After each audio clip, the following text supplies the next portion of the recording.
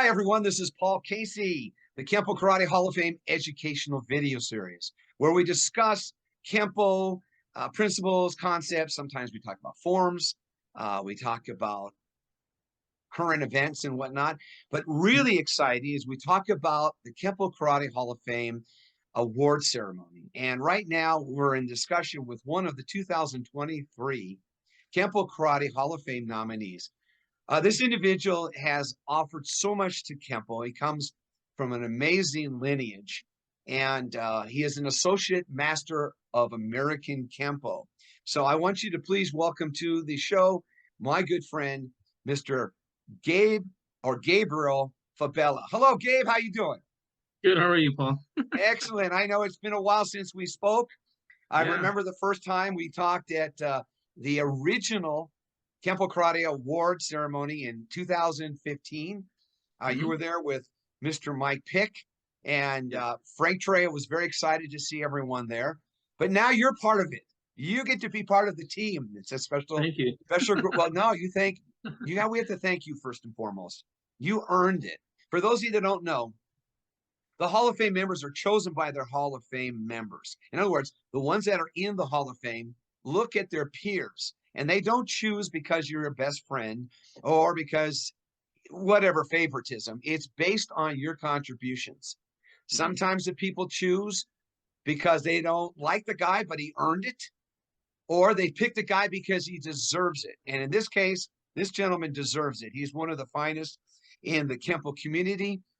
But he goes a little bit under the radar. But now he's going to tell a little bit about his life. So, hey, Gabe, why don't we go from there? Gabe, please tell us about your martial arts journey. How did you get into it? Well, probably take a step back first from Kenpo is about 11 years old, right around that age, 12. I actually started boxing first. And the reason for that was my dad loved boxing, first of all. But it was a question that was brought up by my dad where he had asked me one day if somebody wants to steal something from you, like an example, like your bike, going home from school or something, what are you going to do? And he kind of threw that scenario at me, and I kind of actually hesitated for a bit, like, what was I going to do? And so then he went more into that, you got to learn how to protect yourself, how to take care of yourself when you're out there on your own. And so my dad went ahead and started teaching me some boxing skills that he knew. He used to box too when he was in his youth, and built me a small little gym in the backyard, where I had my heavy bag, double end, striking bag. Then he bought me even a weight bench. And so that's where I started in that aspect. But in the year of 1977, I was 13 years old when my mom took me to Mexico to visit some relatives. And my cousin was taking Taekwondo in Mexico City. And so obviously we decided to spar. And the next thing I know is that was the first person who ever started throwing kicks at me. He's kicking me up. He's kicking me in the head. He's kicking me in the groin. He's kicking me all over the place. And here I am learning how to, dodge all these punches in boxing. But I didn't know all these angles of these kicks coming at me was a whole new eye opener for me. So when I returned back to the United States after our vacation, I told my dad that I wanted to take karate. And I didn't know what kind of karate existed in that time either. So I just want to learn. I want to learn karate, and that's how I approached my dad about that. So how did you come to? Let me ask you this: how did you get into Kenpo then? So what happened was, so I've always lived in California, on the Central Coast, a city called Santa Barbara, about an hour and a half, 2 hours north of Los Angeles, for those that don't know the area. So after I had told my dad that I wanted to do karate, we started going around in Goleta. It was still kind of a rural town, and Santa Barbara. And we started kind of going around looking for martial arts schools. And the first one we came across was a judo place. And when they were doing their judo, it didn't look the same as what my cousin was doing. That was a no. And then there was another school, I think it was like a kung fu school. I was kind of watching them do their thing, and that was also something that that doesn't look what my cousin was doing, didn't attract me. And so there was on State Street, there was another school, and all it had on the sign, but it just said karate. That was it. Nothing, no self-defense, no kind of, it just said, it had the word karate, and it had kind of like those Chinese kind of character type lettering on the sign out front. We stopped in there, and that happened to be Rick Avery's school. And at that time, Rick Avery was teaching American Kenpo. For those that don't know Rick Avery, why don't you tell a little bit who he is? So Rick Avery is well, first of all, he's a phenomenal person, but his career has been known to be in the stunt world. He is a stunt man. He has done hundreds of stunts for a lot of motion pictures. He was also he'd also had trained under Ed Parker, and he was also the stunt coordinator or fight coordinator for Jeff Speakman's movie that Jeff Speakman had done. It was The Perfect Weapon. So he was on the set with Ed Parker during the filming of that movie. Did in your training, you started with him what year with Rick? That was, I remember the month. It was August of 1977. Okay, were you at that point? What were you doing for a profession? Were you in any kind of background that we should So hear in about? 1977, I was only 13 years old. Wow, so 13-year-old, you're just a young boy. Boy, this is like the Karate Kid. I've been doing Kenpo now. In August of this year, it'll be 46 years. Wow. I started in 78. So you had me by a year. I was 45, right? It was actually this year, 45 years ago. And I started off with another teacher. It was Kenpo. I went to a couple of schools, but that's not about me. So you're with Rick, and can you tell us a little bit about that first lesson? So during that time, what Rick was doing in his school was he the way it started off with is that it started off with a introductory course. And from what I remember is the introductory course was 5 private lessons for a half hour long. And those lessons was with your own private instructor. And so I walked in there. My dad told him, my dad actually is the one who spoke with Rick Avery, and what my dad had asked Rick Avery was, he goes, "Can you teach my son how to fight?" That was the words. Can you teach my son how to fight? And Rick Avery said, "Absolutely." And so we started the introductory course. I did my 5 lessons. On the 4th lesson, they did like a little mini kind of test where then, in this case, my parents walked in, sat down. I had to demonstrate everything I had learned in those first 3.5 lessons, and what it consisted of a couple basics, a couple techniques. And so I performed all that in front of them. And so then afterwards, that's when we went into the office, and I wanted to continue. And Rick then explained his programs. And then next thing I know, my dad had signed me up for a year, because that's Awesome. what he had, was a year program. And here I am Rick's a today. fine man. Rick is Yes, he is. no, he's not fine. He's an outstanding individual. Oh yeah, And for those that don't know, Rick is also a member of the Kenpo Karate Hall of Fame. And I mean, his contributions are immeasurable. He's worked with all the greats. And if you want to know more about him, but he also comes from a boxing background. So that must have appealed a little bit to you. He still and that's teaches that stuff too. and that is, he was known for that. He was known as a fighter, even when in the times that I knew him at the beginning, trying to also learn about him in that time when I was 13. He was competing around the circuits, and he always was winning the sparring matches. He was his forte, fighting. And Rick, I think I know it's about me, but Rick actually even was on I think back then there was a Tracy team or something like that, where they wore those checkered tops, E-tops back in that day. Yeah. He was on that fighting. Yeah, so he was a good fighter. And that's why in our school, it was 2 rooms that were separated. So the front room was more for like the private lessons, and there was mirrors. You go to the back room, I called it the hallway, because Rick, when we fought, it was our fighting wasn't really point sparring. It was you stopped when the other guy was up against the wall. And so on one side of the school there was a bike shop, and on the other side of the school was a Hallmark shop.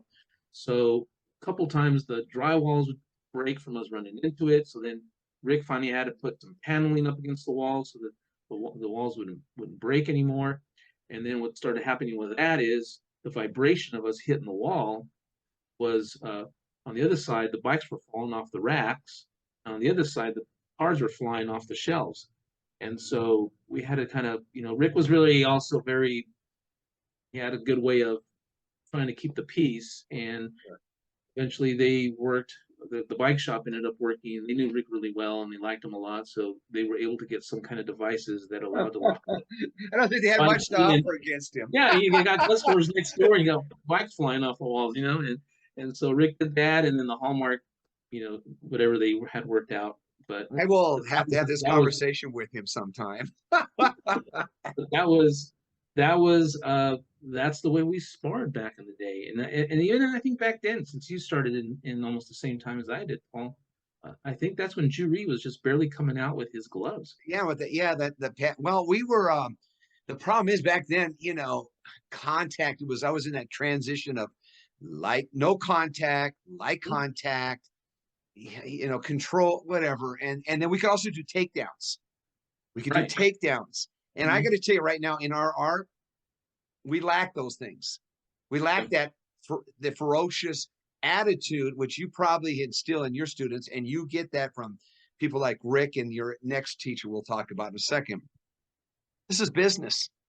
That mindset here, that was the lesson I got from Frank. You ain't right here, you don't get in the ring, Pablo. And he was right. Yeah. So let's move on. So you're training along and you go along with Rick. When did you make black belt? So what happened was, because I started at the age of 13, as I went through the curriculum, Rick had never and didn't promote anybody under the age of 18. So I kind of had to wait until I turned 18. And I believe that was in 1982. Okay. And so that's when I was actually finally able to test for my black belt. And so in 1982 was when I received my black belt, Rick Avery. And tell us about that experience. It's got to be a life-altering, one of those what I call perfect moments for you. Well, in that time, Rick and I had seen other people test for their black belt. Rick was hardcore. I mean, he had us and he doesn't have very many black belts actually. If you ask Rick, he only has a handful, and for the number of years that he taught Kenpo. And so we had to do all our basics, not just selected basics. It was every belt rank that had basics, we had to do those basics. And then after that, we had to do all the techniques, and again, not selected techniques. It was every technique for each belt. And then after that, we had to do our forms or sets. Had to do all those, and again, not selected ones. It was everything. And then the last was sparring. And sparring was you sparred one guy, was in fresh, you're dying by that time. So then he sends out a new fresh body out there, and you're sparring with the second guy, and then he would send a third fresh body out there, and you had to spar that third guy. And that was the whole testing process. And it took quite a long time, but it was just nonstop. And I remember because even when I was told by a couple of black belts, I started running because of the conditioning and everything. And they said, you have to be in really good condition to test as well. And so I remember running after school. After school, I'd go running a couple miles, then come back and then try to go through it. But that was the testing process. I can relate to that. Ours was a 3-hour test, and I showed you a photo. It's a very famous photo, but it's not because of that. We're very fortunate. Kenpo, American Kenpo, to be a black belt in Ed Parker's system is a very, very prestigious accomplishment because it's not like, I'm not trying to attack anybody else, but boy, it takes usually 4 to 5 years to do that. But the bottom line on it is you walk out feeling confident in yourself, and you're obviously one of those individuals because it was later you applied this to your profession, correct? Yes, and actually to back up one more step is I remember my dad even asking me when he was taking me to my Kenpo classes, when we would drive home, periodically he would ask me, do you think you could defend yourself? And I remember I think I was probably right around a purple belt. My confidence was that when he asked, there was no hesitation. He says, do you think you could defend yourself right now? And it came out like just, yeah. That was just at purple. I just remember not hesitating on the answer, and it was yes. And in regards to your question, yes, I actually applied all my Kenpo skills in law enforcement. How many years were you in law enforcement? 20. Thank you for your service. Oh, It thank you. means a lot because I always wanted to be a policeman, but they had a hiring freeze on. So I have great admiration for anybody that does wear the badge because most of the time, people like yourself come to help others. Mhm. Okay, you sadly you have to deal with a bad element occasionally, Yeah. as we both know. And right now we're in a very perplexing situation in this country. But individuals like you are the people that when there's a problem, we call, and it isn't you're going to fix everything, but you're going to give us that feeling of somebody cared enough to be here for us. And Mhm. I can't say that enough. I had that experience with my family, with my daughter. So, moving on from law enforcement, you went on after you were with Rick. Presently, you study with another individual that is pretty well known. That's a member of the Kenpo Karate Hall of Fame. And who is that, sir? That was Ed Parker. Okay, and what's it like training with Ed Parker? Well, he really had a way of having you learn, whether it was the techniques, the principles, or the forms. And the way that came about was because Rick pursued his career in the movie industry and stunt work. It was starting to come to the point where Rick had approached us as well as the black belts that he may have to close the school down because he just couldn't put that 100% effort into the school anymore. And as he was pursuing his career in stunts, and then it was also taking him away not only out of Santa Barbara, but he was constantly having in his time in Los Angeles, and then off of that, they traveled throughout the country or the world. And so at that time, Rick decided to sell the school, and that's when I purchased it. And with that, I was going to be left without an instructor. So, um, in I had attended a lot of seminars that Ed Parker was doing in the area. One of them was actually Barbara Hale's school. I don't know if you remember who Barbara Hale was. Oh, yes, I know. Yeah, so she was in Ventura, and it was at that school after a seminar that I had approached Mr. Parker after the seminar, and I said, Rick Avery is not going to be teaching any longer. And I approached him as, who do you recommend as an instructor that I could go to and train with? And I was surprised because Ed Parker actually said, I'll teach you. And that's how I ended up training with or doing my lessons with Ed Parker. Kudos And to I, you. Mr. Parker was very selective on who he spent time with. And so he and I must have really have seen to, a lot of potential with you, not only as a practitioner, but more importantly, as a thinker. And that was what Parker stressed, be a thinking martial artist. and And the way it started too was he was actually when he told me that, he says, he did the seminars on the weekend. Just call me Tuesday. And I called him on Tuesday, like he said, this is Gabe Fabela, and he told me to call you, when they teach me Kenpo. And he said, well, call me next week on Wednesday or something. And he strung me along like that for maybe 3 or 4 weeks. So I don't know. To me, I took that as probably the test to see how serious I was. And I just kept calling and calling and calling as he told me until that final one day he said, this is my address, this is where I live. Come to my house, and it'll be at this time. Around 2 o'clock in the afternoon is when I had my lessons. And then that was the start of it right there. what was the biggest lesson or the most impressionable lesson that you took from that instruction with Ed Park that you can share with us today? I think one of the lessons really stuck with me was how he viewed things. And in his living room, he had a little flower vase, flower in it. And I think he was always this way also with other students, especially when he also did some tests. He asked me, he says, he started to teach me how to explain the techniques. And when he stopped me, he said, Gabe, I want you to describe me that flower that's on that table.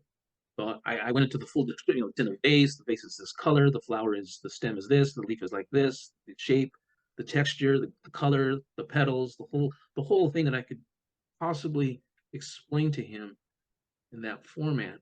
And when I thought I was done, I said, "Well, I think that's about it, Parker." And he kind of sits. You know, he's on the couch and he sits and he goes, "Okay." He goes, "Now describe it to me from the inside out." And I was like, "Wow, okay." And so now I'm trying to look at this thing from inside the flower and trying to explain it to him, working my way out again. And I think that's the way he wanted me to perceive either the techniques or the system. This is what you see on the outside. I want you now to learn to see how this works from the inside out. And to me, that was a big lesson because I was also able to kind of apply that on. I did all Awesome. my investment. Yeah, Yeah. he was a stickler for intricate detail. I mean, he was saying, and if you ever watch a seminar on him, he'll be sitting there breaking down, what are you doing here? And how come we're doing that? And what's the principle here? And the terminology. Mm-hmm. And that was shooting over the heads of most of the black belts. When I was a brown belt, I tested in 81, and I would watch him do this, and I would see the black belts would run to the front, and then he would ask them to explain, and they didn't get it, but it wasn't really fair because that was the early part of his infinite insights. He was trying to develop and make you more of a thinker rather than just a person that just did it. I'll teach you. I'll show you how I do it. He wasn't Mm-hmm. really. He that was fine. He was more interested. Why are you doing it? And how Right. can you adapt to it? And Mm-hmm. it's incredible because those principles, concepts, you can apply them to any martial art or Yes. just in life. And in your Yes. case, probably in moments where you had to do an evaluation, your training in law enforcement, but you also use something about what I like to use is the 8 considerations, which Mm-hmm. is I've ran over that for years now with Yes. Senior Master of Arts Dennis Knatzer. And Mm-hmm. he and Lee Wedlake and Skip Hancock and a few others, they were there during that period of time, which Parker wanted to really make us thinkers. So kudos to you, Gabe, that you Yes. got that because that meant a lot to him to see that you could really, understand and Mm-hmm. tell us why you're doing, why that's like that. And that's important. So, Gabe, who are you training with now and what are you working on? So my current instructor now in American Kenpo is Michael Robert Pick. And I met Mr. Pick back in April of 1984, and that was through Ed Parker. And so how that came about was one day I was at the school and I get a phone call and I answer it, and it's Mr. Pick. And he says, so I said, hey, Kenpo Karate, and the gentleman on the other end of the phone says, this is Mike Pick. And so I already knew who he was, and I've heard stories about him. So I was a little nervous, and all he was asking was that he was going to be in Santa Barbara, and if I could pick him up at the airport. So I did, and but right after that phone call, I called back 30 seconds later and asked, "Oh, by the way, this is Mike Pick again," and he had asked if I could bring. He asked me, "Can I bring my uniform? Can I bring my gi?" And I'm like, well, sure. And he goes, yeah, that way we can kind of used to use the word bebop in that era because we can bebop on the mats a little bit, bebop around on the mats. And I said, well, can I call some of my advanced belts to participate? He said, sure, more bodies to hit. And that was the way he was back in that time. And so that was how we started our relationship. And so I'm up at the airport. He came to the school, and then he taught his first class. We became friends, teacher, and he's my best man. And then from there, Mr. Pick started to evolve into the combative system, where he took Kenpo into the military arena. Let's go to the final segment of this discussion. And again, I'm really honored that you would take the time. You're a very busy man, and what's more important, you're a family man. Yeah, Yes. you got a big family, a big heart. Got a great smile. That reminds me so much of Frank Trejo. How happy he, content somebody that would be sure of himself. So, in all your training, you've been in it for over 45, going to be 46 years now, and tell us about what is your vision for Kenpo, and what do you feel your contributions will be for that, for our future students? Right now, the project that Mr. Pick and I are working on is I know Mr. Pick has already had his bios written, from Tom Bleecker. He's got the Journey 1. And so what Mr. Pick and I are working on is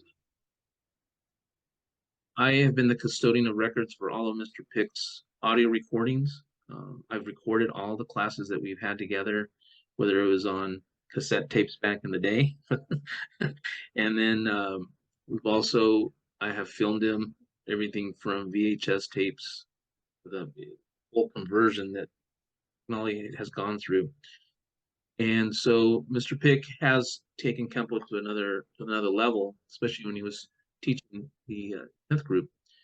And so the project is we're trying to put all of Mr. Pick's evolution, terminology, and everything into a kind of an autobiography, because I have videos of Mr. Pick when he's teaching these concepts nowadays, or principles nowadays. I have seen how those principles have developed over the years. I'm going way back, like back in the 80s, and how it's just developed. Right now, we're working on that project, and I'm gonna put that book out in honor of Mr. Pick. And law enforcement. There's constantly agencies that have contacted me, like the Secret Service, and they've trying to implement a couple principles I have used that actually have prevented me from actually being involved in an officer-involved shooting, controlling the suspect, and so forth. And that's what's really going on right now in our time of today, where a lot of officers are really getting hurt out there, and they're also getting themselves in trouble.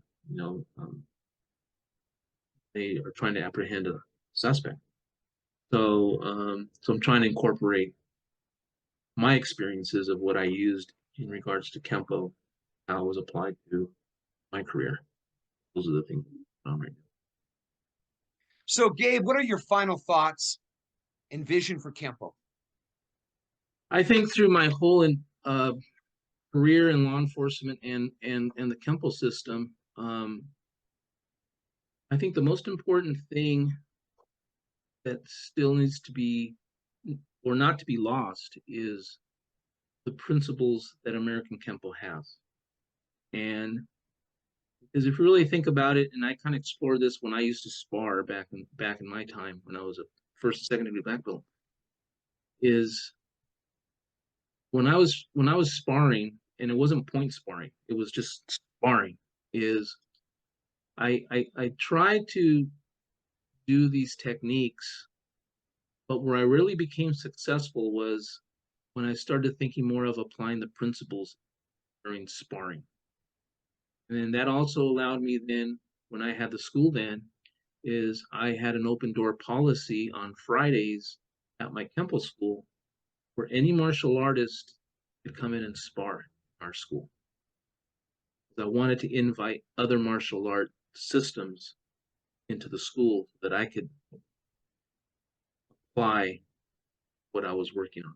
And I think my conclusion is that it's the principles that have to continue to be taught. They need to be understood. Even when you teach them, you need to understand what is it you're teaching, and not just worry so much about the choreography of the technique. And I think it's the principles that are more important, because then I also have applied the principles in Kenpo, law enforcement, then become tactics.